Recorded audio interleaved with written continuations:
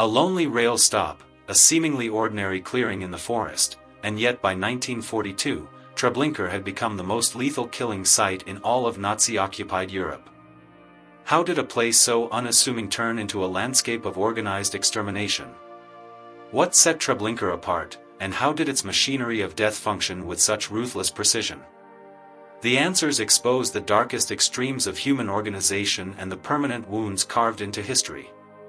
Transports were unloaded directly into the station yard. Those arriving believed they had reached a transfer point. The trains carried no hint of their true purpose, bearing only the faint marking, Treblinka. For many deportees, the journey itself had already become a descent into absolute despair. Packed into freight wagons, sometimes nearly 100 people to a single car, Jewish families from across Nazi-occupied Europe endured days without food, water, or air. Children screamed until their voices vanished.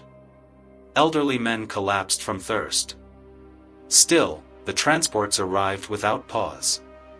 Treblinka, hidden deep in the forests of occupied Poland near the village of Malkinia, was known as Treblinka II. Operating from July 1942 until October 1943, it was neither a labor camp nor an internment site. It was a purpose-built killing center, part of Operation Reinhard, the SS plan to annihilate Jews in the general government. Its only function was death.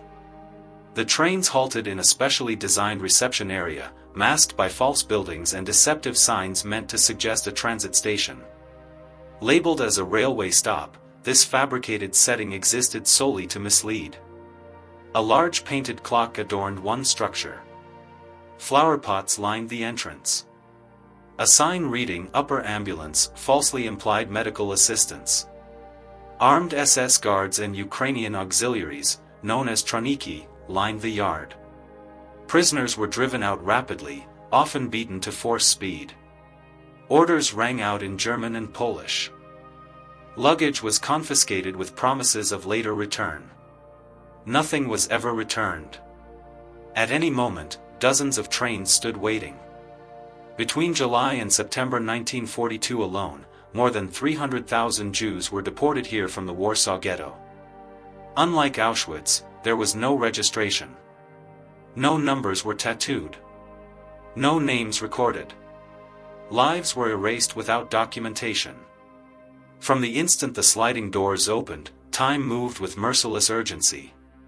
Chaos filled the yard as German officers shouted commands and selected a small number, mostly strong, able-bodied men, for forced labor in the Sonderkommando. Everyone else was driven forward along a misleading route known as the Tube, a fenced corridor winding toward the gas chambers. Before reaching them came another stage of the process, the undressing barracks. Treblinka's design was deliberate. Nothing about its layout was accidental. It was an engineered system of annihilation, beginning here in the reception yard, where arrival itself marked the start of the end. Gas chambers driven by engine exhaust. From the undressing barracks, the path led directly into the core of Treblinka's extermination mechanism. The gas chambers. Prisoners were forced through the tube, a camouflaged, fenced passage made to resemble a woodland path. But it led nowhere except death. At its end stood low, whitewashed structures with sealed doors and small, barred windows. These were the killing rooms. The original gas chambers, constructed in 1942, consisted of 3 rooms measuring roughly 4 by 4 meters, capable of killing 200 to 300 people at once. As deportations increased, the system expanded. By autumn that year, a new building had been erected, 10 larger chambers arranged in 2 rows inside a single brick structure. From the outside, it appeared unremarkable: flat roof, no chimneys, concealed behind barbed wire and pine branches. Unlike Auschwitz, which relied on Zyklon B, Treblinka used exhaust gases from a large internal combustion engine. Historians believe it was a captured Soviet tank or diesel engine. SS officer Kurt Franz later confirmed this method in post-war testimony. The engine ran outside, its fumes piped directly into the chambers. Victims were driven inside with rifle butts and clubs, packed so tightly the doors could scarcely be shut. No light. No air. No escape. Once the chamber was sealed, the engine was switched on. In roughly 20 to 30 minutes, most victims succumbed to carbon monoxide poisoning, though some lingered longer, depending on how efficient the engine was and how tightly enclosed the space had become. The screaming and frantic pounding on the walls lasted only briefly. Then, silence took over. From a control room, SS personnel oversaw the procedure. The doors stayed shut until every sound stopped. When they were finally opened, what appeared inside defied comprehension. Historian Yitzhak Erat recorded survivor testimonies describing bodies tinted blue from suffocation, eyes frozen open, faces twisted beyond recognition. Sonderkommando units dragged the corpses out, sprayed them down with water, and stacked them for burial or later burning. The engine choice was deliberate. It was selected for how efficiently it killed, invisibly, without flames, without gunfire, without screams loud enough to interrupt the process. Engine exhaust made it possible to sustain a mechanical tempo of extermination, masking the true scale of murder from newly arriving victims. By the time operations ended, Treblinka had killed an estimated 800,000 to 900,000 people, nearly all inside its gas chambers.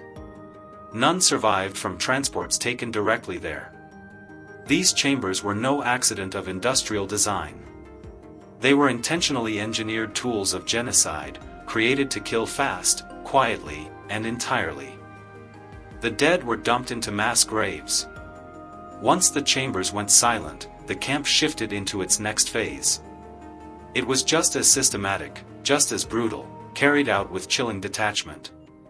Victims' bodies were handled by the Sonderkommando, Jewish prisoners forced under threat of death to perform the camp's most horrific labor.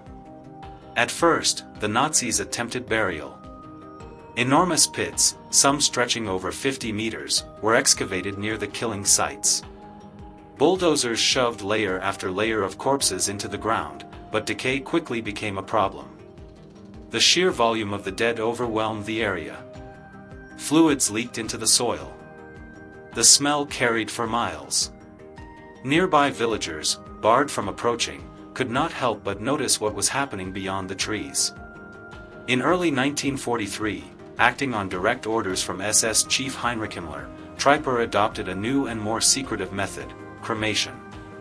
Fearing future evidence of mass murder, Himmler ordered the graves reopened and the bodies destroyed by fire. Open-air pyres were constructed, using railway tracks as grates. Thousands of bodies, both recently killed and long buried, were piled together, soaked in gasoline, and ignited. The burnings were constant. Smoke and flames rose above the forest. Witnesses, including survivors from work details, recalled the earth trembling from the heat and the air thick with greasy ash. Remaining bones and ashes were crushed and buried again or scattered to hide the magnitude of the killings. Some were dumped back into the very pits that had once held intact bodies. Jankel Work, a member of a special unit who later escaped, spoke of the unbearable conditions. He described corpses bloated with gas, so swollen they were nearly impossible to move. The guards showed no mercy. Any hesitation was met with beatings or bullets. Anyone who collapsed was buried alive among the others. By mid-1943, the camp entered its final phase of erasure. Graves were covered with trees. Buildings were torn down. Yet the ashes stayed in the soil. Even today, forensic digs have uncovered human remains and traces of lime, bone, and burned material deep underground. Treblinka was designed to kill and then vanish. But its devastation could not be fully hidden. Not from those who lived through it. Not from history. And not from the ground itself, which still stands as silent witness. Treblinka was dismantled following the prisoner uprising. By the summer of 1943, Treblinka was already operating beneath the shadow of its approaching end. The transports were thinning. Most Jewish communities across Poland had been wiped out. As the tide of the war began to turn, the Nazis moved to erase the evidence of what they had done. Inside the camp, however, something else was taking shape, a desperate resistance, a final rebellion by people who understood they would not live to tell their story. The uprising on August 2, 1943, did not erupt by chance. It was carefully organized by a small circle of prisoners, many drawn from the Sonderkommando. Their intimate knowledge of the camp's layout, guard schedules, and weapon stores made the plan possible. Early leadership came from prisoners such as Dr. Julian Skoronitsky, a Polish Jewish physician who took his own life during the planning phase to avoid betraying others under torture. After his death, figures like Zelimir Bloch and Leon Feldhandler carried the effort forward. On that blistering August afternoon, while most of the SSO were bathing in a nearby river, the prisoners set their plan in motion. They had stolen keys to the armory and quietly smuggled out pistols, grenades, and axes.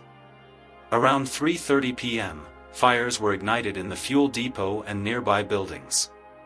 Smoke billowed upward. The watchtowers came under attack as prisoners shouted, fired weapons, and hurled grenades. Order collapsed into chaos. Roughly 700 prisoners tried to flee. About 200 smashed through the fences and ran into the surrounding forest under machine gun fire. Most were hunted down and killed in the aftermath, chased by SS units, Ukrainian guards, and local collaborators. Fewer than 100 are known to have survived. Some lived long enough to testify. Among them was Richard Glaser, who later provided detailed descriptions of the planning behind the revolt and the atmosphere inside the camp. In response, the Nazis hastened the dismantling of Treblinka. The remaining prisoners were murdered. Gas chambers and buildings were demolished. The land was flattened, and a fake farm run by a Ukrainian manager was constructed to conceal the site. The objective was total erasure. But the revolt ensured that Treblinka would not vanish into silence. Survivors escaped and spoke to the world. The camp's design, its crimes, its machinery of death became documented history rather than whispered rumor. The Nazis attempted to make Treblinka disappear, but the bravery of a few who resisted guaranteed it would endure in memory. Their defiance, born from utter hopelessness, struck a final blow against the extermination system. What does Treblinka reveal about how ordinary systems, rail lines, engines, paperwork, can be transformed into tools of genocide? Share your thoughts below. As survivor Samuel Willenberg later said, "I am a living corpse. I survived Treblinka, and I carry its dead within me."